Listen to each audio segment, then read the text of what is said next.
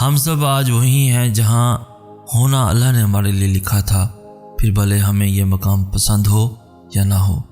ہمیں بس یہ یقین رکھنا ہے کہ پہلی سانس سے لے کر اس سانس تک سب کچھ اللہ کی رضا سے ہوا ہے، اور اس سب کے ہونے کے پیچھے بہت ساری مصلحتیں ہیں، جن میں سے کچھ اس آزمائش کے بعد ہم پہ کھول دی جائیں گی اور کچھ قیامت تک راز ہی رہیں گی۔ کیوں اور کیسے یہ صرف اللہ جانتا ہے، وہ کن ذریعوں سے اور کن طریقوں سے کام کرتا ہے یہ ہم کبھی بھی نہیں جان سکتے۔ تبھی تو ہمیں یقین رکھنے کا حکم دیا گیا۔ ہمیں اللہ نظر نہیں آتا، لیکن ہم سب پھر بھی اس کے ہونے کی گواہی دیتے ہیں، اس کے موجود ہونے کی تسبیح کرتے ہیں، کیونکہ ہم اسے پیار کرتے ہیں، اور اس کے ہونے پر یقین رکھنے سے وہ ہمیں ہر جگہ نظر آنے لگتا ہے۔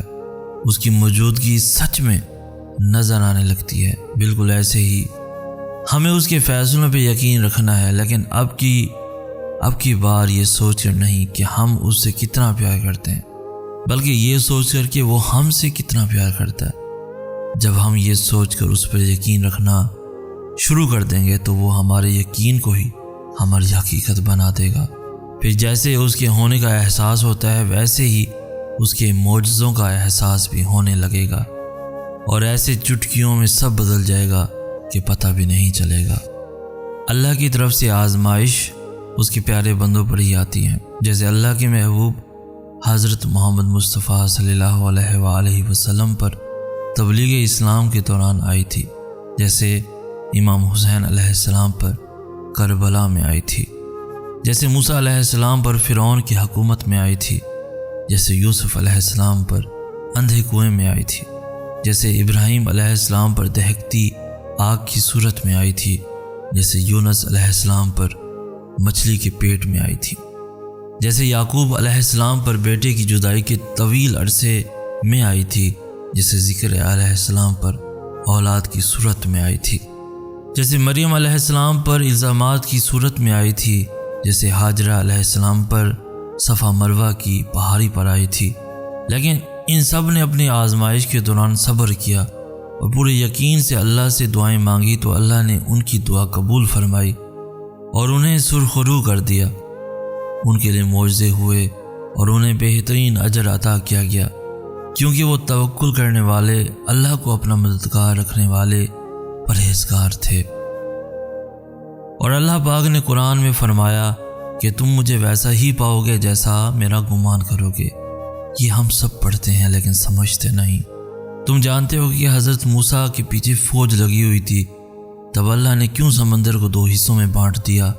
تم جانتے ہو کہ حضرت ابراہیم کو آگ میں جانے کا حکم دیا گیا، تو کیوں اس نے آگ کو ٹھنڈا کر دیا؟ تم جانتے ہو کہ کیوں اس نے حضرت یوسف کو کنویں میں بھی پالا؟ کیا تم جانتے ہو کہ کیوں اس نے حضرت ہاجرہ کو صحرا میں بھی زمزم دیا؟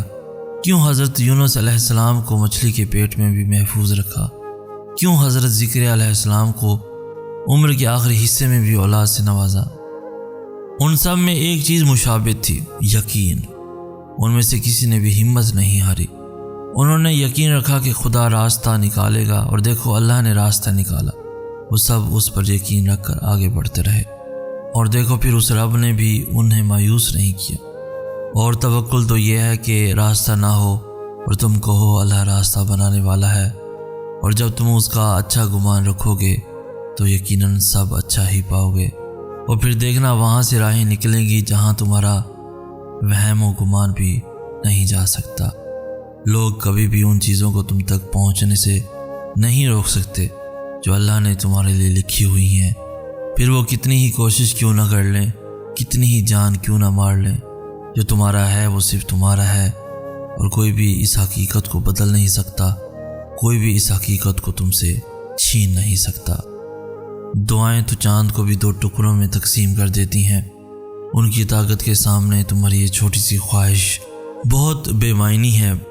جب تم سجدہ کرتے ہو تو محبت کا حق ادا کرتے ہو، اور جب دعا کے لیے ہاتھ اٹھاتے ہو تو یقین کا حق ادا کرتے ہو، اور محبت کا تو یقین کے بغیر کوئی وجود نہیں۔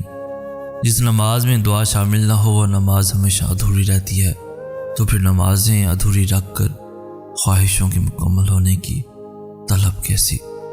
اور جب وہ تمہاری دعاؤں پر راضی ہو جاتا ہے تو وہ یہ نہیں دیکھتا کہ دنیا اس چیز پر مطمئن ہے یا نہیں، اور نہ اس کو اس بات سے کوئی فرق پڑتا ہے کہ اس دعا کی قبولیت میں کتنی رکاوٹیں ہیں۔ وہ جب ارادہ باندھ لیتا ہے تو ناممکن کی ساری گرہیں اپنے آپ ہی کھل جاتی ہیں۔ اللہ تعالیٰ کو بھی ہم سے یہی مطلوب ہے کہ ہم اسے یاد کریں، ہم اسے محبت کریں، ہم اسے بار بار بلائیں، اس کے پاس جائیں۔ مگر مسئلہ پتہ ہے کیا ہے؟ ہم انسان اس کے پاس جاتے ہی تب ہے جب دنیا ہمیں توڑ چکی ہوتی ہے، جب ہمارے اوپر کوئی مشکل ہوتی ہے۔ حقیقت میں وہ سب بھی اللہ کے حکم سے ہی ہوتا ہے تاکہ ہم اس کی طرف متوجہ ہوں، ورنہ تم دیکھو خوشی میں کون اللہ کو یاد کرتا ہے، بلکہ ہم تو سب سے زیادہ ناراض ہی اسے اپنی خوشی کے موقع پر کرتے ہیں۔ سمجھ رہے ہو نا ان آزمائشوں کے آنے کا مقصد اور تمہاری پریشانیوں کے بڑھنے کا مقصد؟ اللہ تمہارے ساتھ ہے، اس کا مطلب یہ نہیں کہ تم ایسے سمندر میں سفر کر رہے ہو جس کی لہریں نہیں ہیں۔ اس کا مطلب ہے کہ تم ایک ایسی کشتی میں سوار ہو جسے کوئی طوفان تباہ نہیں کر سکتا۔ نتیجہ جو بھی نکلے یہ اللہ نے طے کیا ہے، اور یقیناً وہ جانتا ہے کہ تمہارے لیے کیا بہتر ہے اور کیا نہیں ہے۔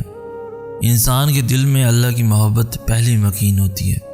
دنیا میں آنے کے بعد وہ اسی بقا اور سکون کی تلاش میں محبت کو، سکون کو یہاں وہاں تلاش کرتا ہے، اور اس جستجو میں خود کو انسانوں کے یا اپنی خواہشات کے سپرد کر دیتا ہے، اس امید پر کہ اس کی محبت کو بغا اور اسے سکون نصیب ہو جائے گا۔ لیکن ایسا نہیں ہوتا، اور نتیجتاً دل ٹوٹ جاتا ہے، امیدیں بکھر جاتی ہیں، خواہشات پوری نہیں ہوتی۔ اس لیے جب اس حوالے سے درد اٹھے تو اس کی اصلاح صرف اس طرح ممکن ہے کہ ہم انسانوں کو انسان سمجھیں، خدا نہیں۔ ہم انسانوں کو خوش کرنے اور انہیں سکون کی وجہ سمجھنے کی بجائے خود کو اللہ کی محبت کے سپرد کریں، اور لوگوں کو الزام دینے کی بجائے یہ سمجھیں کہ وہ اس طرح سے تخلیق کیے ہی نہیں گئے کہ دلوں کے اطمینان اور سکون کی وجہ بن سکیں، بلکہ اکثر ان کے ہاتھوں سے دل اور امیدیں توڑی ہی اس لیے جاتی ہیں تاکہ ہم اپنی اصل محبت کو پہچان کر اپنا آپ ایسے کے حوالے کر دیں جو ہمیں کسی بھی وقت، کہیں بھی، کیسے بھی حالات ہوں، کبھی تنہا نہیں چھوڑے۔ اللہ تمہیں آزمائشوں سے گزار کر آسائشوں تک لاتا ہے۔ صبر ایک بہت مشکل آزمائش کا نام ہے۔ زندگی کے اکثر مقام ایسے آتے ہیں جب انسان کہتا ہے کہ آخر کب تک، میں ہی کیوں، اور بے شک یہ فطری طور پر ہوتا ہے۔ بہت تھک جاتا ہے انسان، مگر ایک بات یاد رکھیں کہ آپ کی آزمائش جتنی مشکل ہوتی ہے اس کا اجر بھی اتنا ہی عظیم ہوتا ہے۔